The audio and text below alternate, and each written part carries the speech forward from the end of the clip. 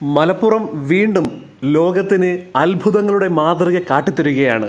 വൃക്കരോഗികളായ പാവങ്ങൾക്ക് ₹1 പോലും ചിലവില്ലാതെ സൗജന്യമായി ഡയാലിസിസ് ചെയ്യാനുള്ള സൗകര്യവുമായി ഇതാ ഒരു സ്ഥാപനം തുടങ്ങിയിരിക്കുന്നു.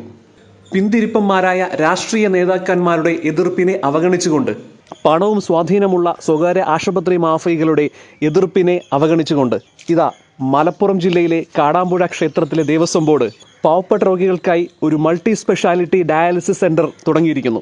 കാണാം അതിൻ്റെ പൂർണ്ണമായ വിശേഷം. വളരെ പ്രധാനപ്പെട്ട ഒരു കാര്യം, ഇത് കണ്ടതിന് ശേഷം നമ്മളെ കേരളത്തിലുള്ള അമ്പലം പള്ളി കമ്മിറ്റിക്കാർ തീർച്ചയായിട്ടും ചിന്തിച്ചു തുടങ്ങണം. കാര്യം കുറച്ച് ക്യാഷ് മാത്രം മതി ഇത്തരം സ്ഥാപനങ്ങൾ തുടങ്ങാനായിട്ട്. അതിൻ്റെ പൂർണ്ണ വിവരവും ഒപ്പം തന്നെ വൃക്കരോഗികൾക്ക് എങ്ങനെ ഡയാലിസിസ് പൂർണ്ണമായും സൗജന്യമായി ചെയ്യാൻ കഴിയും എന്നുള്ളതിൻ്റെ വിവരവും ഈ വീഡിയോ ഉൾപ്പെടുത്തിയിരിക്കുന്നു. ഇത് കാണുക, മാക്സിമം ഷെയർ ചെയ്യുക.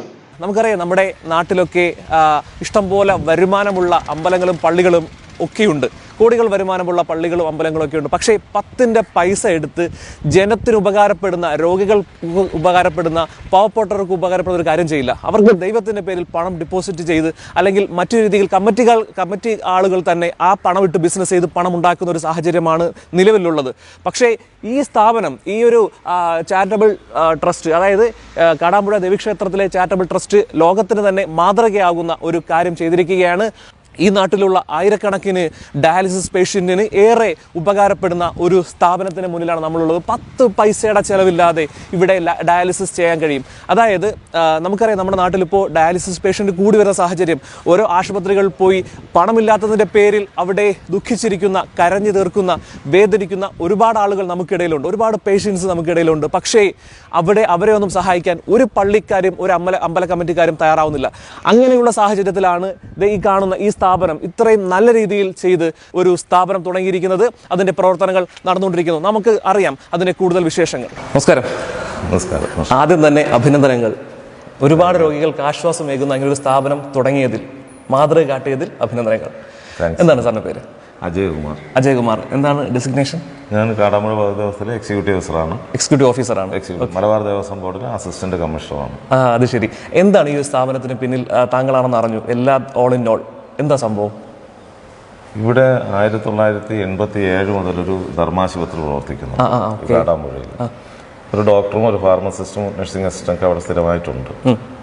അപ്പോൾ വളരെ പരിമിതമായ സാഹചര്യത്തിലാണ് ഇത് പ്രവർത്തിച്ചുകൊണ്ടിരുന്നത്. ഞാനിവിടെ അന്ന് ഞാൻ വരുന്നത് വരെ, ഞാൻ 2011 നവംബർ 1 ഇവിടെ ജോയിൻ ചെയ്തത്. ആ സമയത്ത് അങ്ങനെയാണ്. അപ്പോൾ ഈ ആശുപത്രി ഒന്ന് വിപുലീകരിച്ച് കൊണ്ടുവരിക എന്നുള്ളതാണ് ആദ്യം വിചാരിച്ചത്. കുറച്ചുകൂടെ സൗകര്യങ്ങളാക്കി ഒരു നല്ലൊരു പ്രൈമറി ഹെൽത്ത് സെൻ്ററാക്കി കൊണ്ടുവരിക.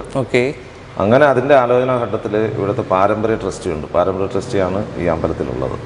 അദ്ദേഹമായിട്ട് ഇതിനെക്കുറിച്ച് ആലോചിച്ചപ്പോൾ അദ്ദേഹമാണ് പറഞ്ഞത്, അദ്ദേഹത്തിൻ്റെ വീട്ടിൻ്റെ ഭാഗത്തൊക്കെ ഇങ്ങനെ ഏതോ പാവപ്പെട്ട വൃക്കരോഗികളുണ്ട്, അവർക്ക് ട്രീറ്റ്മെൻറ്റ് ചെയ്യാൻ പൈസ ഇല്ലാത്തൊരവസ്ഥയാണുള്ളത്, നമുക്ക് അതുമായിട്ട് എന്തെങ്കിലും ചെയ്യാൻ പറ്റുമെന്നൊന്ന് ആലോചിക്കണമെന്ന് അദ്ദേഹം പറഞ്ഞു.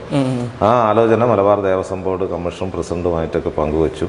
അപ്പോൾ അവരത് വളരെ പോസിറ്റീവായിട്ട് എടുത്തു. അങ്ങനെയാണ് നമ്മൾ ചെയ്യേണ്ടത്. ഇതുവരെ അങ്ങനെ ഒരു സംരംഭം കേരളത്തിലില്ല, ഒരു ദേവസ്വം ബോർഡിലും ഇല്ല. അപ്പോൾ നമുക്കൊരു മാതൃകയാക്കാം. അതിനു വേണ്ടിയുള്ള പ്രവർത്തനങ്ങൾക്ക് എല്ലാ പ്രചോദനവും എല്ലാം അവർ മലബാർ ദേവസ്വം ബോർഡ് തന്നു. പിന്നെ ഇവിടുത്തെ ജീവനക്കാരുമായിട്ട് അതിനെക്കുറിച്ച് ആലോചിച്ചു. അപ്പോൾ എല്ലാവരും വളരെ പോസിറ്റീവായിട്ട് എടുത്തു. അതങ്ങനെ ഒരു വളരെ വിജയത്തിലെത്തി. ഇപ്പോൾ നമ്മൾ 10 മെഷീൻ ഇൻസ്റ്റാൾ ചെയ്ത് കഴിഞ്ഞു. ജനുവരി 31 മുതൽ ട്രയൽ റണ്ണ് തുടങ്ങിക്കഴിഞ്ഞു. ഇപ്പോൾ ഇത് പേഷ്യൻസിനെ എടുത്ത് ഡയാലിസിസ് നടത്തുന്നുണ്ട്. താങ്കളൊരു ആശയമായിരുന്നോ ഇത്? മനസ്സിലുള്ളൊരു ആശയമായിരുന്നു പ്രാവർത്തികമാക്കിയത്. നമുക്കറിയാം, ഈ ക്ഷേത്രങ്ങളിലും അമ്പലങ്ങളിലും ഒക്കെ വരുമാനം ഉള്ള സ്ഥാപനങ്ങൾ പോലും, പ്രസ്ഥാനങ്ങൾ പോലും ഇതുപോലെ ഒന്നും ചെയ്യുന്നില്ല പൊതുജനങ്ങൾക്ക് വേണ്ടിയിട്ട്. അവർക്ക് വേണ്ടി അവരോട് എന്താണ് താങ്കൾക്ക് പറയാനുള്ളത്? ദൈവത്തിൻ്റെ പണം എന്തായാലും ആവശ്യമില്ലല്ലോ. ആ പണം പാവപ്പെട്ടവർക്ക് കൊടുത്താൽ എങ്ങനെ ഉണ്ടാവും എന്നുള്ളതാണ് താങ്കൾ പറയുന്നത്. മാനവ സേവയാണ് യഥാർത്ഥ മാധവ സേവ എന്നുള്ള ഒരു ആപ്തവാക്യം ഉൾക്കൊണ്ടുകൊണ്ടാണ് ഈ ഒരു ഇതിലേക്ക് വന്നത്. ഇതുപോലെ തന്നെ നമുക്ക് ഈ സമൂഹത്തിന് ഗുണകരമായ പാവപ്പെട്ട ആളുകൾക്ക് ഒരു ജീവിതം, അവരുടെ ജീവിക്കാനുള്ള സൗകര്യങ്ങളാക്കുക.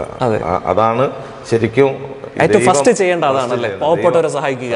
ദൈവം ആഗ്രഹിക്കുന്നു അത് തന്നെയാണ് തീർച്ചയായും. അപ്പോൾ അതിൽ ഉറച്ചിട്ടായിരിക്കണം കാര്യം. ഇവിടെ നമുക്ക് ദേവസ്വം നടക്കണം, ബാക്കി എല്ലാ കാര്യങ്ങളും നടക്കണം. അതോടൊപ്പം തന്നെ കഴിയുമെങ്കിൽ നമുക്ക് ഇങ്ങനെയുള്ള രംഗത്തേക്ക് വരണം. അതിനെ സഹായിക്കാൻ ഒരുപാട് ആളുകളുണ്ട്. മുന്നിട്ടിറങ്ങിയാൽ മതി. തുടക്കത്തിൽ വലിയ ആശങ്കയൊക്കെ ഉണ്ടായിരുന്നു. എന്തൊക്കെ പ്രതിസന്ധികളാണ് നേരിട്ടത്? കാര്യം പുതിയൊരു മാതൃക ലോകത്തിന് കാണിക്കുമ്പോൾ ഒരുപാട് പ്രശ്നങ്ങൾ നമുക്ക് അഭിമുഖീകരിക്കേണ്ടി വരും. അങ്ങനെ എന്തെങ്കിലും പ്രശ്നങ്ങൾ അഭിമുഖീകരിക്കേണ്ടി വന്നിട്ടുണ്ടോ? പ്രശ്നങ്ങളൊക്കെ ഉണ്ട്. അതൊക്കെ പിന്നെ സ്വാഭാവികമായിട്ട് അതൊക്കെ ഒരു സ്പോർട്സ്മാൻ സ്പിരിറ്റിൽ എടുത്തിട്ടുണ്ട്. അത്രേ ഉള്ളൂ. അതൊക്കെ ഓവർകം ചെയ്തു. അതൊക്കെ ഓവർകം ചെയ്തുകൊണ്ടിരിക്കുന്നു. അതൊക്കെ ചെയ്യും. പിന്നെ പൂർണ്ണമായിട്ട് മലബാർ ദേവസ്വം ബോർഡിന്റെ സപ്പോർട്ട് ഒരു സപ്പോർട്ടുണ്ട്. പൂർണ്ണമായിട്ട് കമ്മീഷണർ, പ്രസിഡന്റ് അവരുടെ സപ്പോർട്ട് 100% ഉണ്ട്. പിന്നെ ഞങ്ങൾ ഇവിടുത്തെ ക്ഷേത്രത്തിലെ കൂടെയുള്ള ജീവനക്കാർ, ഇവിടെ കുറേ ഒരു 60-65 ജീവനക്കാർ ഈ ക്ഷേത്രത്തിലുണ്ട്. അവരെല്ലാവരും ഇതിന് വളരെ പോസിറ്റീവായിട്ടുള്ള സംഭവം ചെയ്യുന്നത്. അത് പറഞ്ഞ് ഇറങ്ങി തിരിച്ചാൽ, അതാണ് നമ്മൾ വീണ്ടും വീണ്ടും പറയുന്നത്, ഇറങ്ങി തിരിച്ചാൽ നടക്കാത്ത ഒന്നുമില്ല. നത്തിങ് ഈസ് ഇമ്പോസിബിൾ എന്നാണ് പറയുന്നത്. ഇപ്പൊ അതൊരു മാതൃക കാട്ടില്ല. അതായത് 10 മെഷീൻസ് ആണെങ്കിൽ പോലും 100 കണക്കിന് ഡയാലിസിസ് പേഷ്യൻസിന് ആശ്വാസമേകുന്ന, അവർക്ക് പുതുജീവൻ നൽകുന്ന ഒരു സ്ഥാപനമാണ് ഇവരുടെയൊക്കെ ഒരു ശ്രമഫലമായി ഇവിടെ ഇങ്ങനെ പ്രാക്ടിക്കലായി നടത്തി. ഇതൊരു തിയറി ഒന്നുമല്ല, പ്രാക്ടിക്കലാണ്. സംഭവം ചെയ്ത് കഴിഞ്ഞു. ഡയാലിസിസ് പേഷ്യൻസിന് ഓൾറെഡി ഇവിടെ അവർക്ക് വേണ്ടിയുള്ള ട്രീറ്റ്മെന്റ് സ്റ്റാർട്ട് ചെയ്ത് കഴിഞ്ഞു. ഇന്നും ഡയാലിസിസ് നടന്നുകൊണ്ടിരിക്കുന്നു. അങ്ങനെ ഒരു സംഭവം നമ്മൾ ലോകത്തിന് മാതൃകയാക്കി. ഇത് പല അമ്പലങ്ങളും പള്ളി കമ്മിറ്റിക്കാരും ഒക്കെ മാതൃകയാക്കണം. ഒരിക്കലും ദൈവത്തിന് പണം ഡിപ്പോസിറ്റ് ചെയ്യേണ്ട ആവശ്യമില്ല. ദൈവം നമുക്ക് പണഞ്ഞോട്ടാ തരുന്നത്. അപ്പൊ അങ്ങോട്ട് കൊടുക്കണ്ട. ഈ തരുന്ന പണം, നമ്മളിലേക്ക് എത്തുന്ന പണം, അമ്പല കമ്മിറ്റിക്കാരാണെങ്കിലും പള്ളി കമ്മിറ്റിക്കാരാണെങ്കിലും ഇതുപോലുള്ള സ്ഥാപനങ്ങൾ തുടങ്ങി പാവപ്പെട്ടവരെ സഹായിക്കാനുള്ള ഒരു മാതൃക നിങ്ങൾ കാട്ടിക്കൊടുക്കണം. അതാണ് നമുക്ക് പറയാനുള്ളത്, അല്ലേ? ഓക്കെ, നമുക്ക് ഒന്ന് കാണാം. 25 മെഷീൻ ഇടാനുള്ള സൗകര്യങ്ങളുള്ള സെന്ററാണ്. നമ്മളിപ്പോൾ ഇനിഷ്യലായിട്ട് 10 മെഷീൻ ഇട്ടിട്ടേ ഉള്ളൂ. ഉടനെ തന്നെ ബാക്കി 15 മെഷീനുകൾ ട്രസ്റ്റിന്റെ ഫണ്ട് കൊണ്ടാണ് അതൊക്കെ ചെയ്യുന്നത്. അമ്പലത്തിന്റെ ഫണ്ട്. പിന്നെ ഞങ്ങൾ ഫണ്ട് പുറത്തുനിന്ന് വരണമല്ലോ. അതെ, അതും വേണം. അപ്പോൾ അത് വേണം. അതിന് വേണ്ടിയിട്ട് ഞങ്ങൾ ഒരു ATG രജിസ്ട്രേഷൻ ഒക്കെ എടുത്തിട്ടുണ്ട്. ശരി. പിന്നെ ഒരുപാട് സുമനസ്സുകൾ ഇതിലേക്ക് വേണ്ടിയിട്ട് നമുക്ക് പൈസ തരുന്നുണ്ട്. ഒരു തിരുവനന്തപുരത്തുള്ള തോന്നയ്ക്കൽ ആസ്ഥാനമായി പ്രവർത്തിക്കുന്ന സത്യസായി ഓർഫനേജ് ട്രസ്റ്റ് ഉണ്ട്, ശ്രീ ആനന്ദകുമാർ. അദ്ദേഹം കേരളത്തിലുടനീളം ഈ ഗവൺമെന്റ് ഹോസ്പിറ്റലിലൊക്കെ ഡയാലിസിസ് സെന്റർ നടത്തുന്ന ആളാണ്. സർക്കാരിന് വേണ്ടി അദ്ദേഹം തന്നെ നടത്തുന്ന ഫ്രീ ഡയാലിസിസ് ആണ്. ഒരു പൈസയും വാങ്ങാതെ ചെയ്യണം. ഞങ്ങളും അങ്ങനെയാണ്. ഒരു രജിസ്ട്രേഷൻ ഫീസ് പോലും ഒരാളും വാങ്ങുന്നില്ല. പൂർണ്ണമായും ഫ്രീ ആയിട്ടാണ്. അപ്പോൾ അവർ ഡയാലിസിസ് ടെക്നീഷ്യൻസിനെ അവരാ തരുന്നത്. അവർ തന്നെ അവർ പൈസ നമുക്കില്ല.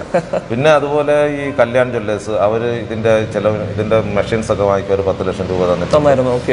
പിന്നെ ഇവിടെയുള്ള ജീവനക്കാർ 4 മെഷീൻ അവർ സ്പോൺസർ ചെയ്തിട്ടുണ്ട്. ഇവിടെയുള്ള ജീവനക്കാരനെ തന്നിട്ടുണ്ട്. കണ്ടില്ലേ, ഒരു കൂട്ടം ആളുകൾ കൂടിയപ്പോൾ ഒരുപാട് ആളുകൾക്ക് പുതുജീവൻ നൽകുന്ന ഒരു സംഭവമായി മാറിയിരിക്കുകയാണ്. പിന്നെ അറിയാത്ത ഇവിടെ വരുന്ന ഭക്തർ, നമ്മൾ ഇതിന്റെ പ്രൊമോഷന് വേണ്ടിയിട്ട് നോട്ടീസും ഒക്കെ പോസ്റ്ററൊക്കെ അടിച്ചിട്ടുണ്ടായിരുന്നു. അപ്പൊ ഇവിടെ വന്നു പോയവര് ബാങ്കിലേക്ക് തന്നെ ഈ ഒരു മെഷീന്റെ പൈസ, പിന്നെ എന്തെങ്കിലും മറ്റ് കാര്യങ്ങൾ വാങ്ങുന്നതിനുള്ള പൈസ, അങ്ങനെ ഒരുപാട് ആളുകൾ ഇതിനു വേണ്ടിയിട്ട് കോൺട്രിബ്യൂട്ട് ചെയ്യുന്നുണ്ട്. അതുകൊണ്ടാണ് നമ്മൾ ആത്മവിശ്വാസം വിജയമായി തീരും. നമുക്ക് തീർച്ചയായും ആളുകൾക്ക് സൗജന്യമായി ഡയാലിസിസ് ചെയ്ത് കൊടുക്കണം. 100 ആളുകൾ, ഒരു ദിവസം 100 പേർക്ക് 4 ഷിഫ്റ്റ്. 100 പേർക്ക് ആശ്വാസമാവുകയാണ് ഈ ഒരു സംഭവത്തിലൂടെ. പിന്നെ അത് മുഖ്യമന്ത്രി ഉദ്ഘാടനമൊക്കെ ചെയ്ത് കഴിഞ്ഞാൽ ഇതങ്ങനെ വേറെ ലെവലിലേക്ക് പോകും. മെഷീൻസുകളുടെ എണ്ണം കൂട്ടാൻ പറ്റും. ഞങ്ങൾ 15 മെഷീൻ, ഇപ്പൊ 10 മെഷീൻ തുടക്കത്തിൽ വാങ്ങിയേ ഉള്ളൂ. നമ്മൾ ഇനിഷ്യൽ സ്റ്റേജ് ആകുമ്പോൾ ഒരുപാട് പേഷ്യൻസിനെ എടുത്ത് നമുക്കൊരു എക്സ്പീരിയൻസ് ആണ്. ഇപ്പോൾ ക്ഷേത്ര ഭരണ രംഗത്ത് നിന്ന് ഒരു ആതുര സേവന രംഗത്തേക്ക് വരുന്നതാണ്. അപ്പോൾ അതിന്റെ ഒരു ബാലാരിഷ്ടതകളൊക്കെ ഉണ്ട്. ഇപ്പൊ അതെല്ലാം ഇതിന്റെ ട്രയൽ റണ്ണൊക്കെ നടത്തി എവിടെയാണോ ഡിഫക്റ്റ് അതൊക്കെ പരിഹരിച്ചു. ഇപ്പൊ ഞങ്ങൾ ശരിക്കുള്ള അതിന്റെ യഥാർത്ഥ ലെവലിൽ എത്തിക്കഴിഞ്ഞു. എല്ലാ ദിവസവും ഡയാലിസിസ് ചെയ്യാൻ കഴിയുന്ന ഒരവസ്ഥയിൽ ഞങ്ങൾ കുറച്ചൊക്കെ അതിന് മനസ്സിലാക്കി. പിന്നെ തടസ്സങ്ങളും പ്രതിസന്ധികളും ഒക്കെ എന്തോ കാര്യം പറഞ്ഞാലും അവസാനം സത്യം വിജയിച്ചിരിക്കും. ഒന്നുമില്ല, ഈ വരുന്ന രോഗികളുടെ ഒരു ആശ്വാസം ഉണ്ടല്ലോ, അത് നമുക്ക് എന്നും തുണയാണ്. മനസ്സ്, അവരുടെ മുഖം കാണുമ്പോൾ തന്നെ നമുക്ക് വലിയ സന്തോഷം. അതല്ലേ നമുക്ക് വേണ്ടത്. കുറെ പണം കെട്ടിവെച്ചിട്ട് എന്ത് ചെയ്യാനാണ്? ഒരു എത്ര സമ്പന്നരാർക്കും ദിവസവും ഇങ്ങനെ അല്ലെങ്കിൽ ഒന്നിടാവിട്ട് ഡയാലിസിസ് താങ്ങൂല. വലിയ പൈസ 1500-2000 രൂപ. അപ്പോൾ നിർധനരായ ഒരുപാട് ആളുകളുണ്ട്. അവർക്ക് ഫ്രീ ആയിട്ട് ഇത് കിട്ടുക എന്ന് പറയുന്നത് വളരെ അനുഗ്രഹമായിട്ട്. ഇവിടെ നമ്മൾ ജാതി മത വ്യത്യാസം ഒന്നുമില്ല, എല്ലാവർക്കും ഫ്രീ ആണ്. അതൊരു വളരെ പ്രധാനപ്പെട്ട ഒരു കാര്യം തന്നെ. ഹിന്ദുക്കളായാലും ക്രിസ്ത്യൻസ് ആയാലും മുസ്ലിംസ് ആയാലും അങ്ങനെ ജാതി വർഗ വിവേചനം ഒന്നും തന്നെ ഇല്ല. പക്ഷെ നമ്മൾ ഒരു ആളുകളെ തിരഞ്ഞെടുക്കുമ്പോൾ ഈ പൈസ ഇല്ലാതെ ഡയാലിസിസ് മുടങ്ങി പോകുന്നവരുണ്ട്. അങ്ങനെയുള്ള ആളുകളുണ്ട്. അവർക്കാണ് കൊടുക്കേണ്ടത്. അവർക്കാണ് പണമുള്ളവർ കൊടുത്തിട്ട് കാര്യമില്ലല്ലോ. ഞങ്ങൾ അവരുടെ വീടുകളിൽ പോയി അപേക്ഷ വിളിക്കും. എന്നിട്ട് അവരുടെ വീട്ടിൽ ഞങ്ങളൊരു കമ്മിറ്റി നേരിട്ട് പോയി അവരുടെ വീടും അവരുടെ ബാക്കി സാമ്പത്തിക സ്ഥിതി ഒക്കെ നേരിട്ട് മനസ്സിലാക്കിയാണ്. ഇതെങ്ങനെയാണ് ഇവിടെ അപ്ലൈ ചെയ്യേണ്ടത്? അത് ഞങ്ങളിങ്ങനെ പരസ്യം ചെയ്തിട്ടുണ്ട്, ഇങ്ങനെ ഉണ്ടെന്നുള്ള കാര്യം ഇപ്പോൾ സമൂഹ മാധ്യമങ്ങളിലും എല്ലാതും കൊണ്ട് എല്ലാവരും അറിഞ്ഞിട്ടുണ്ട്. ആക്ച്വലി നമ്മുടെ പ്രേക്ഷകർക്ക് വേണ്ടിയിട്ടാണ്. ഇവിടെ ഒരു ഫോം ഉണ്ട്, ക്ഷേത്രത്തിൽ വന്നാൽ ഫോം ഫില്ല് ചെയ്ത് കൊടുക്കുക. ഓക്കെ. അപ്പോൾ അവരെങ്ങനെയാണ്, എവിടെയാണ് ഡയാലിസിസ് ചെയ്തുകൊണ്ടിരിക്കുന്നത്, ഇപ്പോൾ എങ്ങനെ ഡയാലിസിസ് ചെയ്യുന്നു, എങ്ങനെയാണ്, പിന്നെ അവരെ സാമ്പത്തിക സ്ഥിതി ഒക്കെ കൂടി എഴുതിയിട്ടുള്ള അപേക്ഷ ഇവിടെ കൊടുക്കണം. അപ്പോൾ ഒരു അന്വേഷണം വരും അല്ലേ? പോയി വീട്ടിൽ തന്നെ പോയി അന്വേഷിക്കും. കറക്റ്റ് ആണെങ്കിൽ ഇവിടെ അലോഡ് ചെയ്യും. ഓക്കെ. സംഭവം ഇത്രയേ ഉള്ളൂ. മലപ്പുറം ജില്ലയിലെ കാടാമ്പുഴ ക്ഷേത്രം ഭാരവാഹികളാണ് ഈ ഒരു സംഭവം ഏർപ്പെടുത്തിയിരിക്കുന്നത്. അതുപോലെ തന്നെ ഇത് ആവശ്യമുള്ളവർ, തീരെ നിവൃത്തിയില്ലാത്ത, സാമ്പത്തികമില്ലാത്ത, ഡയാലിസിസ് ചെയ്യാൻ ബുദ്ധിമുട്ടുന്ന ആളുകളുണ്ടെങ്കിൽ നേരെ ഇവിടെ വരിക, ഇദ്ദേഹത്തിനെ കാണുക, അല്ലെങ്കിൽ കമ്മിറ്റിക്കാരെ കണ്ട് അപേക്ഷ കൊടുക്കുക. ഒരു അന്വേഷണം വരികയും അന്വേഷണത്തിൽ ഇവർ തൃപ്തികരമാണെങ്കിൽ ആ ഒരു പേഷ്യൻസിന് ജീവിതകാലം മുഴുവൻ അല്ലേ ഫ്രീ ഡയാലിസിസ് ഇവിടെ ലഭിക്കുകയും ചെയ്യും. ഓക്കെ, നമുക്ക് എന്തായാലും അകത്തൊന്ന് കയറി കാണാം എന്താണ് മെഷീൻസ് എന്നുള്ളത്. അടിപൊളി കേട്ടോ, ഒരു രക്ഷയില്ല. ആ രീതിയിലാണ് കോൺസെപ്റ്റ്. നോക്കി, ഇതിന്റെ ബേസ്മെന്റ് ഒക്കെ അങ്ങനെയാണ്, 5 നിലയുള്ള ഒരു ബിൽഡിംഗ് ആണ്. ഫസ്റ്റ് ഇതാണ് നമ്മൾ സ്റ്റാർട്ട് ചെയ്യാൻ വേണ്ടി. ഇതൊരു തുടക്കം മാത്രമാണ്. തുടക്കം. തീർച്ചയായും അവിടേക്ക് എത്തും, നിങ്ങൾ തീർച്ചയായും എത്തിയേ പറ്റൂ, എത്തും. ഓക്കെ. ഇതൊക്കെ തുടങ്ങണമെങ്കിലേ ഇപ്പം ഇത് കാണുന്ന ആളുകൾ, അല്ലെങ്കിൽ ഇതുപോലെ അമ്പലവും പള്ളിയൊക്കെ പരിപാലിക്കുന്ന കമ്മിറ്റിക്കാരുണ്ടല്ലോ, അവർക്കൊരു ആഗ്രഹം ഇങ്ങനെ തുടങ്ങണമെങ്കിൽ ഇത് കണ്ടിട്ട്, അങ്ങനെയാണെങ്കിൽ എന്തൊക്കെയാണ് ഇതിൻ്റെ ഒരു സ്റ്റാർട്ടിങ്ങിൽ ഇത് ചെയ്യേണ്ടത്, ഇത് തുടങ്ങാനായിട്ട്? ഇത് അത്യാവശ്യം നമുക്ക് നമ്മൾ നിൽക്കുന്ന സ്ഥലം ഇപ്പോൾ ദേവസ്ഥാനങ്ങളാണല്ലോ ഏതായിരുന്നാലും, അപ്പോൾ അവർക്ക് ഇതിനോടൊരു താല്പര്യം വേണം. ഇത് പാവപ്പെട്ടവരെ സഹായിക്കണം എന്നൊരു താല്പര്യം മനസ്സ് വേണം. അപ്പോൾ ആ ഒരു മനസ്സാണ് നമുക്ക് വേണ്ടത്, ആദ്യം വേണ്ടത്. കാര്യം ഒരുപാട് പ്രതിബന്ധങ്ങൾ ഉണ്ടാവും ഈ ഒരു സംഭവം കൊണ്ടുപോകാൻ വേണ്ടിയിട്ട്. അപ്പോൾ അതിലൊന്നും തളരാതെ നമ്മളിത് നടത്തും എന്നുള്ളൊരു വിശ്വാസത്തിൽ മുന്നോട്ട് പോയി കഴിഞ്ഞാൽ ജനങ്ങൾക്ക്, ഭക്തജനങ്ങൾക്ക്, നാട്ടുകാർക്ക് അവർക്കതൊരു വിശ്വാസം വരണം ആദ്യം. ആ വിശ്വാസത്തിൽ വന്നു കഴിഞ്ഞാൽ പിന്നെ എല്ലാം വളരെ വേഗം നടന്നോളും. ഇപ്പൊ ഇതൊരു വിശ്വാസം ആദ്യം ഇത് കൊണ്ടുവരുന്ന സമയത്ത് ആളുകളൊക്കെ വളരെ അതിശയത്തോടെ പ്രാക്ടിക്കൽ ആണോ ഇയാൾ ഇവിടെ ഉണ്ട്, ഇയാൾക്ക് എന്ത് ഏത് ലോകത്താണ് ജീവിക്കുന്നത്, ആ രീതിയിലുള്ള ഒരു സംസാരം, ആ രീതിയിലൊരു തമാശയോടെ കാണുന്ന ഒരു അവസ്ഥയുണ്ടായി. അവർക്കുള്ള മറുപടിയാണ് ഈ സ്ഥാപനം. അങ്ങനെ അവർ നടത്തൂല. ഇത് വെറുതെ ഇയാൾ വന്നിട്ട് ഞാനിവിടെ വന്നിട്ട് ഇപ്പോൾ 1 വർഷം കഴിഞ്ഞു. റിട്ടയർ ചെയ്യാൻ മെയ് 31 റിട്ടയർ ചെയ്യുകയാണ്, അത്രയേ ഉള്ളൂ. ഈ ഒരു ചെറിയ പീരീഡ് കൊണ്ട് ഇങ്ങനെ ഒരു വലിയ പ്രോജക്റ്റ് നടത്താനാവുമോ, ഇയാൾ വെറുതെ എന്തോ അന്ധമായി പറയുന്നതാണ്, ഭ്രാന്ത് പറയുന്നതാണ് എന്നൊക്കെ ഉള്ളൊരു ലെവലിലായിരിക്കാം ചിന്തിച്ചിട്ടുണ്ടാവുക. അതിൻ്റെതായ പ്രതികരണങ്ങൾ പല ഭാഗത്തുനിന്നും ഉണ്ടായി. പക്ഷെ അതല്ല, ഇച്ഛാശക്തിയോട് ഇത് നടത്തിയേ തീരൂ, ഇതാണ് ലക്ഷ്യം എന്നുള്ള ഒരു പ്രയത്നത്തോട് കൂടിയിട്ട് കൂടെ നിൽക്കുന്ന കുറേ പേര്. ഇതൊരു ഉത്തരമാണത്. ഇങ്ങനെ ചോദിക്കുന്ന, തളർത്താൻ ശ്രമിക്കുന്ന മാഫികൾക്കുള്ള ഒരു ഉത്തരമാണ് ഈ സ്ഥാപനം. ഈ 10 മെഷീൻസും ഈ കാണുന്ന ബിൽഡിങ്ങും അതിൻ്റെ ഉത്തരമാണത്. Okay, nothing is impossible. Okay, എന്തൊക്കെയാണ് തുടങ്ങാൻ വേണ്ടുള്ള കാര്യങ്ങൾ? എവിടെ നിന്നുള്ള അപ്രൂവൽ വേണം? അതുപോലെ തന്നെ മെഷീൻസിന്റെ വില എങ്ങനെയാണ്? അപ്രൂവൽ നമുക്ക് മലബാർ ദേവസ്വം ബോർഡാണ് തരേണ്ടത്. ആദ്യമായിട്ട് ഇവിടെ ഈ മലബാർ ദേവസ്വം ബോർഡിന് ദേവസ്വം ബോർഡല്ല, സാധാരണ മുസ്ലിം പള്ളിക്കാണെങ്കിലും ചർച്ചുകൾക്കാണെങ്കിലും തുടങ്ങണമെങ്കിൽ അതിന്റെ പ്രൊസീജിയേഴ്സ് എന്തൊക്കെയാണ്? ഈ ദേവസ്വം സംവിധാനങ്ങൾ, ദേവസ്വം ബോർഡാണെങ്കിൽ ദേവസ്വം ബോർഡിന്റെ അപ്രൂവലാണ് ഫസ്റ്റ് വേണ്ടത്. ഇതൊക്കെ ദേവസ്വം ബോർഡിന്റെ നിയന്ത്രണത്തിലുള്ള പള്ളികളാകുമ്പോൾ ദേവസ്വം ബോർഡ് പറ്റത്തില്ലല്ലോ, ബോർഡ് ഉണ്ടാവും. അല്ല, അമ്പലങ്ങളിൽ തന്നെ സ്വതന്ത്രമായിട്ട് നിൽക്കുന്ന ക്ഷേത്രങ്ങളുണ്ട്. ഈ ദേവസ്വം ബോർഡിന്റെ ഒന്നും അധികാര നിയന്ത്രണത്തിൽ ഇല്ലാത്ത ക്ഷേത്രങ്ങളുണ്ട്, വരുമാനമുള്ള ക്ഷേത്രങ്ങളുണ്ട്. അവർക്ക് സ്വന്തമായി തന്നെ തീരുമാനിച്ച് അവരെ കമ്മിറ്റികൾ ഉണ്ടാവും.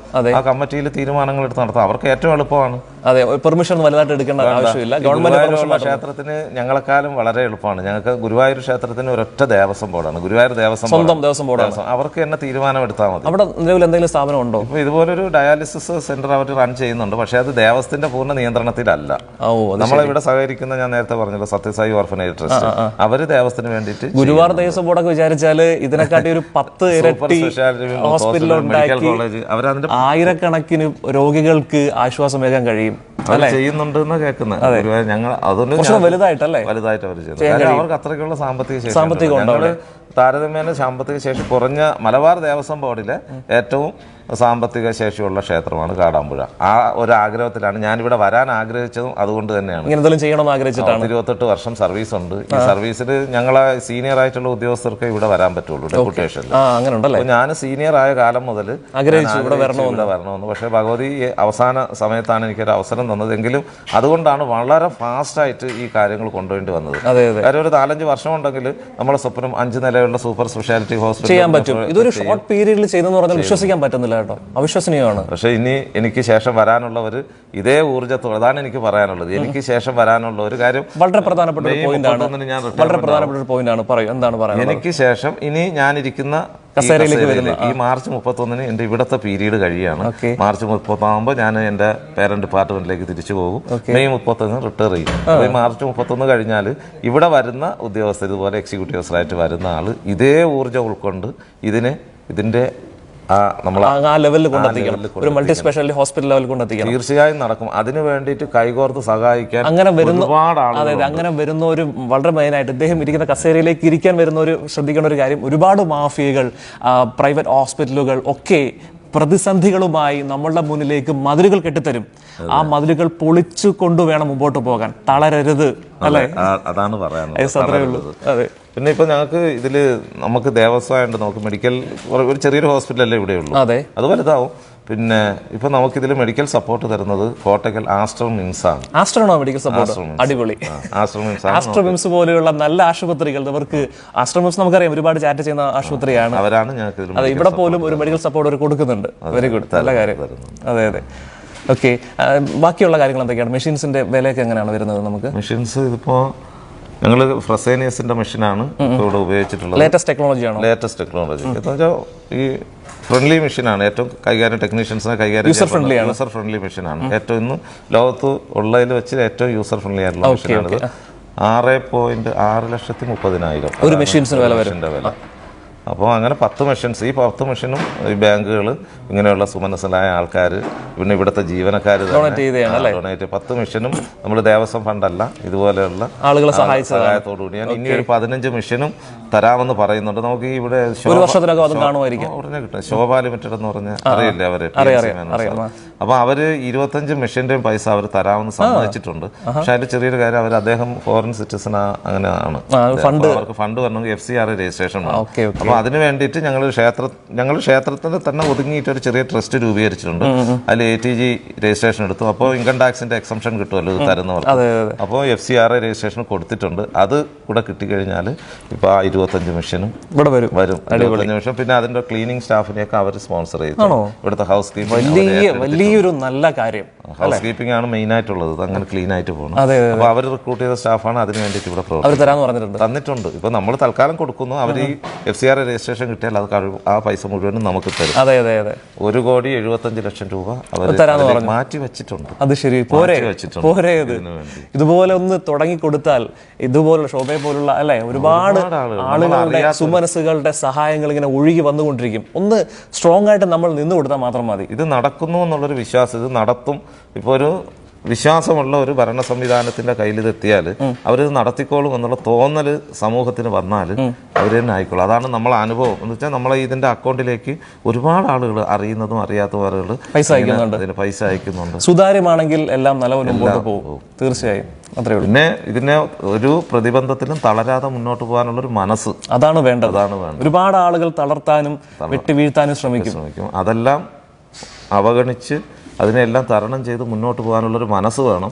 എനിക്കിപ്പോൾ ഈ പറയുന്ന സമയത്ത് ഞാൻ കുറച്ചൊരു വികാരാതീതനാവും. കാര്യം ഈ ഒരു മാർച്ച് 31 വരെയല്ലേ എൻ്റെ പീരീഡ് ഉള്ളൂ. അപ്പോൾ അതിൽ ഒരു ലോങ് റണ്ണിൽ പോകേണ്ട ഒരു സാധനമാണ്. അപ്പോൾ ഇനി വരുന്ന ആൾ ഇതേ ഊർജ്ജം ഉൾക്കൊണ്ട് മുന്നോട്ട് പോകണം. എങ്കിലേ പറ്റുള്ളൂ. അദ്ദേഹം പറയുന്നതിന് മറ്റൊരു പ്രധാനപ്പെട്ട കാരണം എനിക്കറിയാം, എനിക്ക് മനസ്സിലാവുന്ന ഒരു കാര്യം, ഒരുപാട് പ്രതിസന്ധികൾ ഇദ്ദേഹം ഇതിനോടകം നേരിട്ട് കഴിഞ്ഞു. പ്രൈവറ്റ് ആശുപത്രികൾ, അതിൻ്റെ മാഫിയകൾ, അതുമല്ല നമുക്കെതിരെ അസൂയപ്പെടുന്ന ആളുകളൊക്കെ ഒരുപാട് പേരുണ്ട്. അവരൊക്കെ നമുക്കെതിരെ യുദ്ധം ചെയ്യാൻ വരും തീർച്ചയായിട്ടും. അപ്പോൾ തളരാൻ പാടില്ല. ഇദ്ദേഹത്തിൻ്റെ സമയം കഴിഞ്ഞാൽ, റിട്ടയർഡ് ആയി കഴിഞ്ഞാൽ വേറൊരാൾ വരികയും ഈ പൊസിഷനിലേക്ക് എത്തുകയും ചെയ്യും. പക്ഷേ അദ്ദേഹം ഇതുപോലെ നിന്നില്ലെങ്കിൽ ഇതൊന്നും ഇനി കാണില്ല. അതാ പ്രശ്നം. അങ്ങനെ വേണം, ഇല്ലേ നടത്തുള്ളൂ. അങ്ങനെയുള്ള ആളുകളുണ്ട്, എനർജറ്റിക് ആയിട്ടുള്ള എൻ്റെ ജൂനിയർ സ്റ്റാഫുണ്ട്. അവരൊക്കെ ഇതിൽ ഞാൻ ചെയ്തതിൽ വളരെ പ്രശംസിച്ച് നിൽക്കുന്നുണ്ട്. അപ്പോൾ അങ്ങനെ ഒരാളോട് വരികയാണെങ്കിൽ പിന്നെ നോക്കാനില്ല. ഓക്കെ, അത്രേ ഉള്ളൂ. ഓക്കെ, എന്താ പേരെന്താണ്? ഹംസ. എവിടെ താമസിക്കുന്നു? കാടാമ്പുഴ. ഓക്കെ, ഇപ്പോൾ ഇവര് നല്ലൊരു സംഭവം ചെയ്തിരിക്കുകയാണ്. അതായത് പാവപ്പെട്ട രോഗികൾക്ക് ഏറെ ആശ്വാസമേകുന്ന ഒരു സ്ഥാപനം തുടങ്ങിയിരിക്കുകയാണ്. ആദ്യമായിട്ടാണോ അവിടെ വരുന്നത്? അതെ, ആദ്യമായിട്ടാണ്. എന്ത് തോന്നുന്നു? ഇങ്ങനെ ഒരു നല്ല ഇതല്ലേ, നല്ല കാര്യമാണ്, നല്ല സന്തോഷമാണ്. സാമ്പത്തിക ബുദ്ധിമുട്ടുന്ന ഒരുപാട് ഒരുപാട് സാമ്പത്തിക ഇതുമാണ് ഇതിന്, ഈ ഡയാലിസിനെ ഭയങ്കര പ്രയാസമാണ് എല്ലാവർക്കും. എത്ര രൂപ ഡയാലിസിസ് സാധാരണ ചെയ്യുന്നതിന്? ഇപ്പോൾ ഞങ്ങൾ നമ്മളെ മാറാക്കര പഞ്ചായത്തായിട്ട് 600 ഇവിടെ പഞ്ചായത്തിൽ. അതിന് മുമ്പ് 1500 മെൻസിൽ പ്രൈവറ്റ് ആയിട്ട്. ഓക്കെ, അത്രയും സാമ്പത്തികം വേണം. പക്ഷേ ഇവിടെ ഒരു രൂപ പോലും വേണ്ട എന്നുള്ളതാണ്. അതെ, ഒന്നും വേണ്ടെന്ന് പറയുന്നത്. ഒരു പോലും വേണ്ട. അതെ അല്ലേ? അതെ, അതൊരു ആശ്വാസം തന്നെ. ആശ്വാസം തന്നെയാണ്. എത്ര നാളായി ഡയാലിസിസ് ചെയ്യുന്നത്? ഇപ്പോൾ എത്രയായി? 4 വർഷം. 4 വർഷമായി. 4 വർഷം ട്രീറ്റ്മെന്റ് എന്തെങ്കിലും പറഞ്ഞിട്ടുണ്ടോ? കിഡ്നി ട്രാൻസ്പ്ലാന്റേഷൻ അങ്ങനെ എന്തെങ്കിലും? ഇല്ല, വയസ്സൊരു പടയില്ല. ഇനിയിപ്പോൾ അതിനുള്ള പരിപാടി നോക്കുന്നില്ല. 65-67 വയസ്സായി. ഇങ്ങനെ പോകുന്നു. അതെ, എങ്ങനെയാണ് പോട്ടെ. ഓക്കെ, 33 കൊല്ലം ഗൾഫിൽ നിന്നിട്ട് കിട്ടിയൊരു കോള. സാരല്ല, അതിൻ്റെ തോഫിക്കൊണ്ടേ എങ്ങനെയാണ് പോട്ടെ. അത്രേ ഉള്ളൂ. ഇതിൽ ബുദ്ധിമുട്ടായ ആളുകളുണ്ടല്ലോ. അതെ, ഒരുപാട് ആളെ കാണുന്നത്. ഞാൻ ഒറ്റയ്ക്ക് തന്നെ പോയി ഇത് കഴിഞ്ഞു പോകും. ഒറ്റയ്ക്ക് തന്നെ ഓടിച്ചു വരെ ചെറിയൊരു ഞാനുണ്ട്. അതുകൊണ്ട് കറാമ്പത്തെ ഡ്രൈവറായിരുന്നു. മുമ്പൊക്കെ അമ്പലത്തിലെ പൈസ ഞാൻ കൊണ്ടുപോയി സ്റ്റേറ്റ് ബാങ്ക് തിരൂര് 40 കൊല്ലം മുമ്പ്. കാശി അന്ന് ബാങ്കിലല്ല, കാണാമൊന്നും 40 കൊല്ലം മുമ്പേ. പിന്നെ ഞാൻ ഗൾഫിൽ പോയി 33 കൊല്ലം ഗൾഫിൽ നിന്നിട്ട് എനിക്ക് ഇതാണ്. 4 പെൺകുട്ടികളാണ്. എല്ലാം കഴിഞ്ഞു, കല്യാണമൊക്കെ കഴിഞ്ഞ് എല്ലാം സന്തോഷമാണ്. അപ്പം ഇതിന് പൈസ ഇല്ലായിട്ട് എഴുതുന്ന കാണാമ്പേ തന്നെ ആയിരുന്നു. വീടും പെരയും വിറ്റിട്ട് ഞാൻ കുറച്ച് അപ്പുറം പോയിക്കണം. മലയിൽ നൂരിയാബാദ് 11 വാർഡ്, അതും 12 വാർഡ്. ഏത് ടൈപ്പ് മെഷീൻസ് ആണിത്? ഇത് ഫ്രെസേനിയസിന്റെ 4008S മെഷീൻ. ഏറ്റവും പുതിയ വേർഷൻ മെഷീനാണ്. എന്ത് പ്രശ്നം ഉണ്ടെങ്കിലും ഡിറ്റക്ട് ചെയ്യാൻ പറ്റുന്ന മെഷീനാണ്. എത്ര സമയം എടുക്കും ഒരു ഡോഗി ഒരു ഡയാലിസിസ് ചെയ്ത് ഇറങ്ങാനായിട്ട്? മിനിമം 4 മണിക്കൂറാണ് ഡയാലിസിന് പറയുന്നത്. അതിൽ കൂടുതൽ ചെയ്യാം, പക്ഷെ നമ്മളിവിടെ 4 മണിക്കൂർ ഡയാലിസിസ് ആണ് പേഷ്യൻസിന് ചെയ്യുന്നത്. ഓക്കെ, എന്താണ് ഇവരെയൊക്കെ ഡയാലിസിസ് ചെയ്യുമ്പോൾ ഒരു അനുഭവം എന്താണ്? വളരെ ഡയാലിസിസ് എന്ന് പറഞ്ഞാൽ നമുക്കൊരു ട്രീറ്റ്മെന്റ് ആണെങ്കിൽ പോലും ഇങ്ങനെയൊരു സെറ്റപ്പിൽ വളരെ സന്തോഷമുണ്ട്. കാരണം ഇവര് വരുന്നതൊക്കെ അല്ലേ വെറും പാവങ്ങളായിരിക്കും. അതെ, അത്രയും പാവപ്പെട്ടവരാണ്. ഫിനാൻഷ്യലി ഭയങ്കരമായിട്ട് ബാങ്കിൽ നിന്ന് ലോൺ എടുത്ത് വീട് ജപ്തി ചെയ്ത് അങ്ങനെയൊക്കെ ഒരുപാട് ഇഷ്യൂസ് ആയിട്ടുള്ള പേഷ്യൻസ് ആണ് വരുന്നത്. അവർക്ക് ഇങ്ങനെ ഒരു ഫ്രീ ഡയാലിസിസ് ചെയ്ത് കൊടുക്കാൻ പറ്റുന്ന വളരെയധികം സന്തോഷമുണ്ട്. അതിൻ്റെ ഒരു ഭാഗമാകാൻ പറ്റിയതിൽ അത്യുതം സന്തോഷം. Okay, very good. നിങ്ങളൊക്കെ ഒരു സേവനമാണ് ഒരുപാട് ആളുകൾക്ക് ഇങ്ങനെ അവർക്ക് ആശ്വാസം വഹിക്കുന്നത്. അഭിനന്ദനങ്ങൾ. Thank you so much. ഏറ്റവും പ്രധാനമായിട്ട് മലബാർ ദേവസ്വം ബോർഡിന്റെ സപ്പോർട്ട് അത് പ്രധാനമാണ്. ഉണ്ട്. കാര്യം ഇതാണ് ഏറ്റവും വലുതെന്ന് ആഗ്രഹിച്ച് നിൽക്കുന്ന ഒരു പ്രസിഡന്റും കമ്മീഷണറുമാണ് നമുക്കുള്ളത്. നിലവിലുള്ളത് MR മുരളി സാറാണ്. അവർക്കൊരു ബിഗ് സല്യൂട്ട്. ഞങ്ങളുടെ ആരംഭഘട്ടം മുതൽ ഈ നിമിഷം വരെ എന്ത് പ്രതിസന്ധിയിലും ഓടി വന്ന് ഇവിടെ തന്നെ വന്ന് ആശ്വസിപ്പിക്കുന്ന തരത്തിലുള്ള ഒരു ആറ്റിറ്റ്യൂഡാണ് ഈ മലബാർ ദേവസ്വം ബോർഡ് പ്രസിഡന്റിനായാലും കമ്മീഷണർക്കായാലും ഉള്ളത്. അപ്പൊ അതുകൊണ്ട് പ്രതിസന്ധിയിൽ ഇത്രയും പ്രതിസന്ധികൾ ഞാൻ പറഞ്ഞല്ലേ. അപ്പൊ അതുകൊണ്ട് ഇനി വരുന്ന ഒരാൾ ഇത് ഏറ്റെടുത്ത് നടത്താൻ തയ്യാറായി വരുന്ന ആൾക്കും ഇതേ രീതിയിലുള്ള സപ്പോർട്ട് കിട്ടും. അതുകൊണ്ട് തളരൂല. അതാണ് ആ ഒരു സപ്പോർട്ട് ഭയങ്കര ഒരു ഊർജ്ജം തരുന്നുണ്ട്. തീർച്ചയായും വളരെ നന്ദി ഞങ്ങളുമായി പ്രതികരിച്ച് ഇത്രയും വലിയൊരു സ്ഥാപനം തുടങ്ങി മാതൃക കാണിച്ചതിൽ അങ്ങേയറ്റം ഞങ്ങൾ പ്രശംസിക്കുന്നു താങ്കളെ. ഇനിയും ഒരുപാട് സ്ഥാപനങ്ങൾ ഇതുപോലെ തുടങ്ങാൻ താങ്കൾക്കും ഒക്കെ എല്ലാവർക്കും കഴിയട്ടെ. നന്ദി. ന്യൂസ് കേരളം ടുഡേ, നന്മയ്ക്കായി ഒരു വിരൽ സ്പർശത്തിന്റെ കയ്യൊപ്പ്.